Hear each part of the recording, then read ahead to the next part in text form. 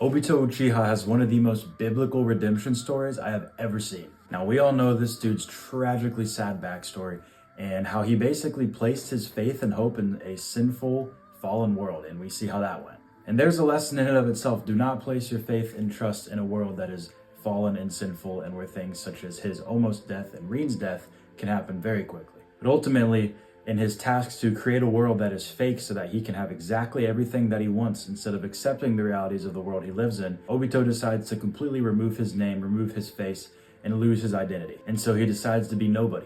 And over the course of almost 2 decades, he loses himself trying to create a reality that cannot be. But that is not the end of the story, because we all know what Naruto does. He talk no jutsus this guy into becoming Obito Uchiha yet again. And despite all of the evil things, despite starting a war, despite massacring people, even killing Neji, Naruto not only forgives Obito, he tries to turn him back into the person he knows he can be. He doesn't just say, I forgive you, he says, I'm gonna change you as well. And my boy turns back into Obito Uchiha, the best character of the entire show. Argue with a wall, Obito is the GOAT. And he ends up doing multiple vital things in his borrowed time alive that leads to them winning the Fourth Shinobi War and basically saving the world. Obito is the textbook example of what happens when you not only forgive someone, but you seek to change them as well. He's the perfect example that no one is ever too far gone. How many people out there think that they're too far gone, that they cannot change, and yet Jesus grabs their heart and says, no, I can still change you, I still forgive you. Next time you think that you can make a change and maybe you're not powerful enough to help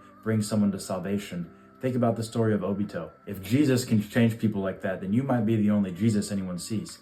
And if Obito can be changed from a monster who has lost himself back into the little boy who just dreamed of living a noble life, then recognize that you may be the only Naruto that an Obito sees. And make sure to stay humble and remember the amount of times that you've been in a situation just like Obito, where you thought you were too far gone, and Jesus or someone who loves him has come to you and said, no, I'm gonna pull you back out of this darkness and I'm gonna show you who you really are. You're not nobody, you're not in a fake reality, you are who you are. You have the name your parents gave you and nothing can change that. He is the physical embodiment of an understandable falling hero who, through being shown love and forgiveness, not the kind that affirms his actions, but the kind that slaps him in the face and tells him to do better, comes back to be the man that he was always meant to be.